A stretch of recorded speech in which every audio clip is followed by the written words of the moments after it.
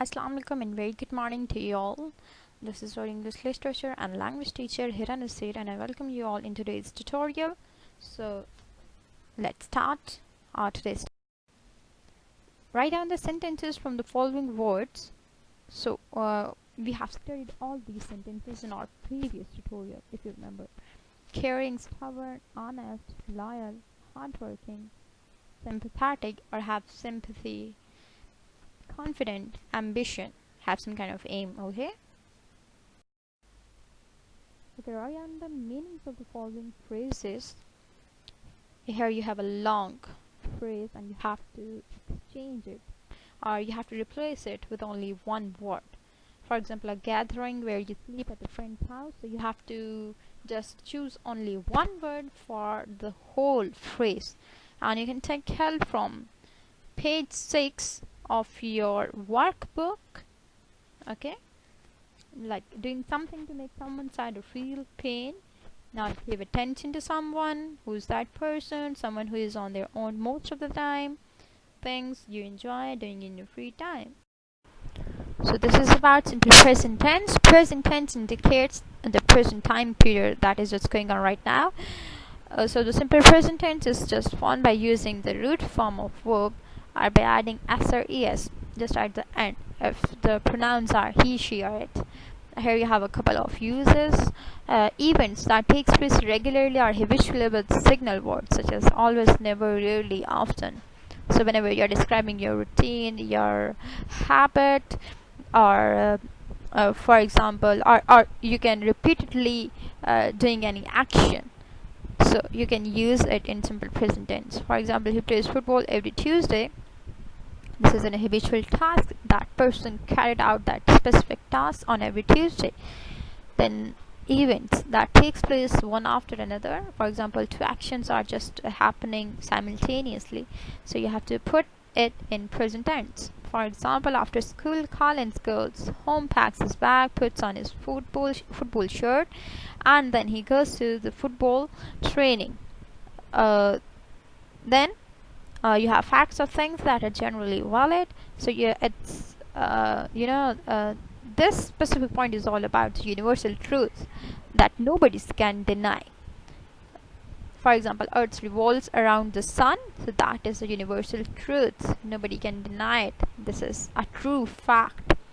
Then we form the present tense using the base form of infinitives. If you people remember my previous class, we just mentioned 2 plus base form is known as what? Infinitives. Good. So but in present tense we just need to omit 2, and but we just follow base form of the word.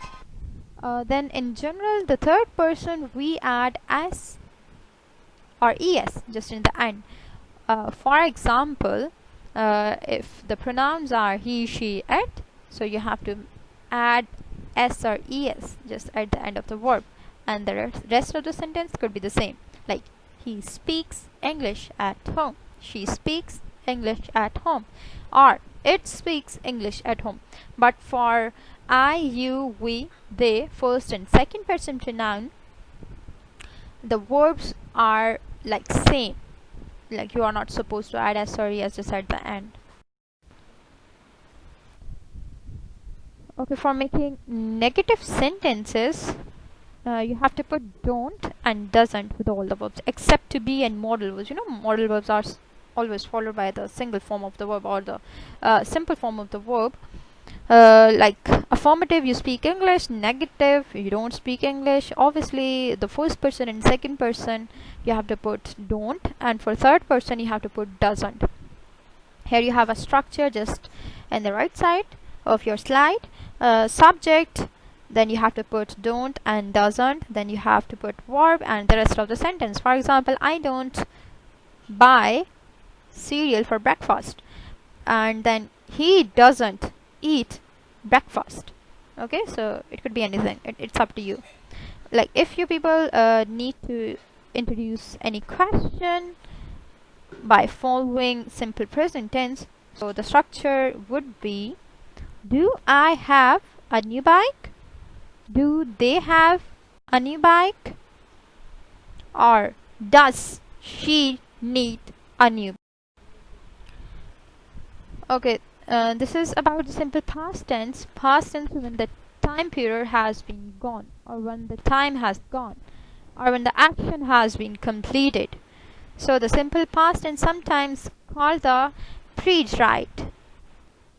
Pre-trite is used to talk about a completed action, okay, in a time before now.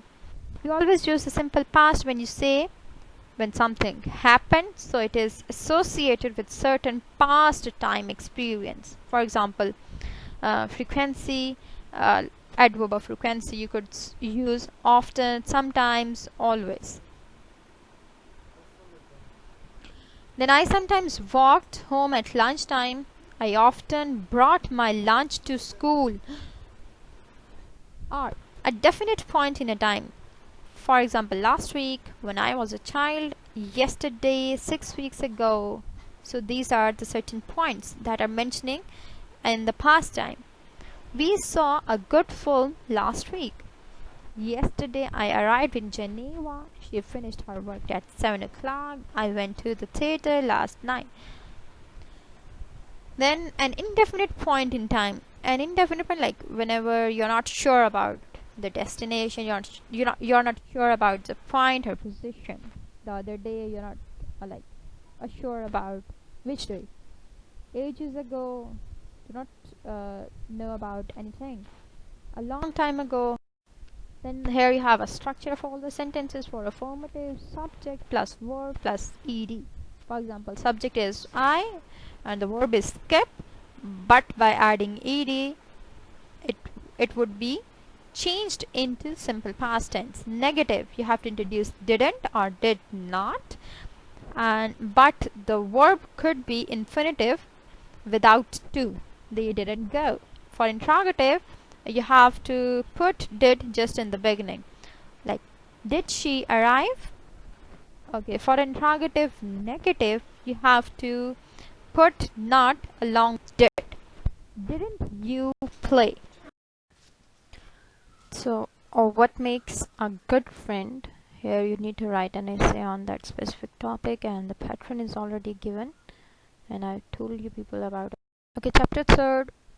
The summary is: after taking an interview, Edward went to the editor's office, Mr. McArdle's office, and explained each and everything before him, but he didn't believe in Challenger's adventure.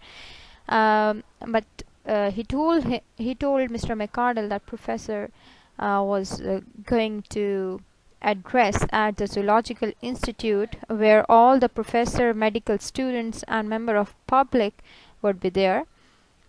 When he discussed the existence of dinosaur, everyone called him a liar. So he offered some of them to go with him to South America to confirm his story.